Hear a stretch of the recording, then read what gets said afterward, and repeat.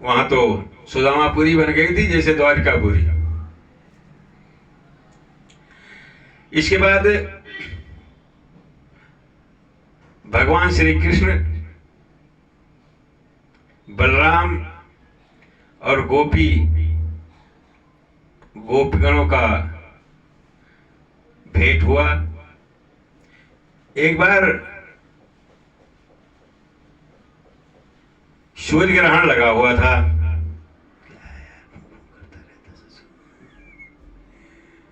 सूर्य ग्रहण लगा हुआ था जैसे प्रलय के समय में लगता है। उस समय कल्याण के उपदेश से समंत पंचक क्षेत्र में द्वारकावासी द्वारका से चले गए। समंत पंचक वह क्षेत्र है जहां परशुराम जी ने क्षत्रियों को मार करके खून से भरा हुआ 5 तालाब बनाया था, कुंड। उसको समंत पंचक क्षेत्र कहते हैं।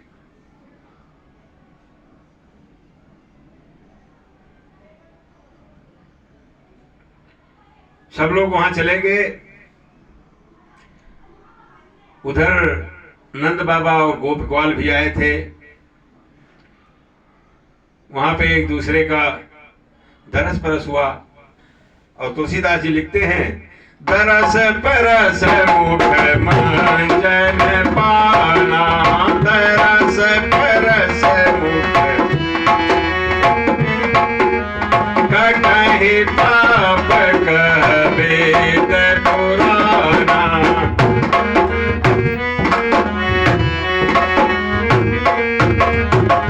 कहीं पाप वेद पुराना।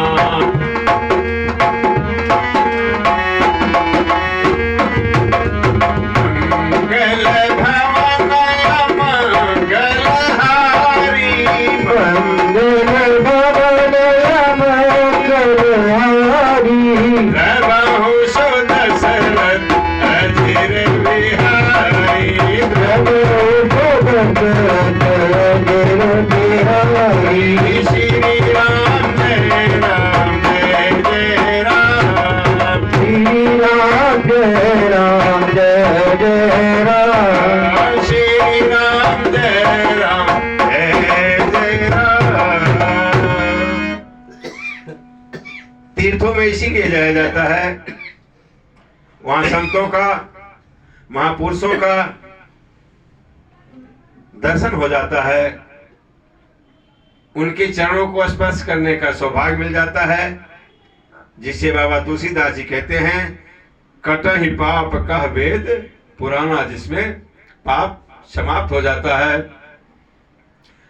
तीर्थ में किसी का एक दूसरे से धक्का लग जाता है, कोई गठरी लेके चला जाता है, तो ऐसे पुराने कर्ज लेन देन समाप्त हो जाते हैं।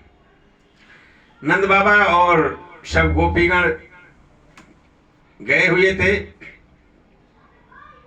गोपियों के परम प्रियतम जीवन सर्वेश्वर कृष्ण भी ही हैं।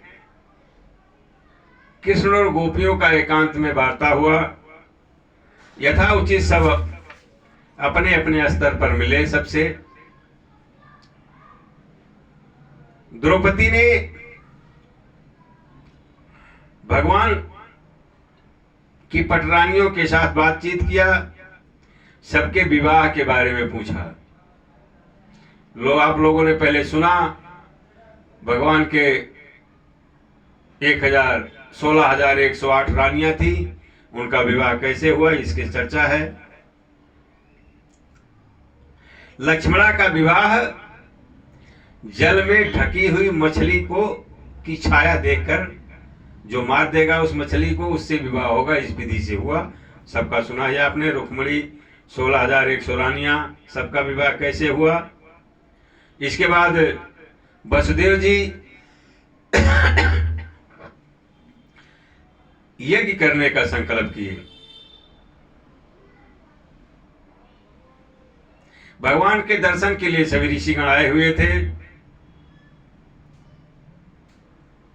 भगवान कृष्ण और बलराम जी ने सभी ऋषि संत महात्माओं का स्वागत सम्मान किया और कहा आपका दर्शन पाकर के मैं धन्य हो गया।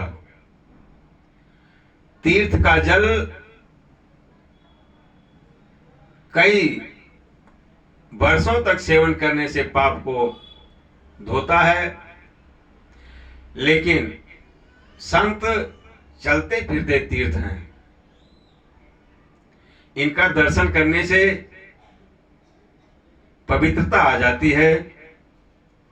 बाबा तुलसीदास जी कहते हैं, मुद मंगलमय संत समाजु,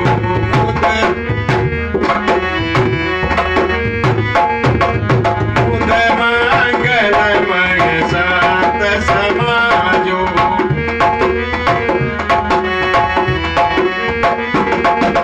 जो जग जंगम तीरथ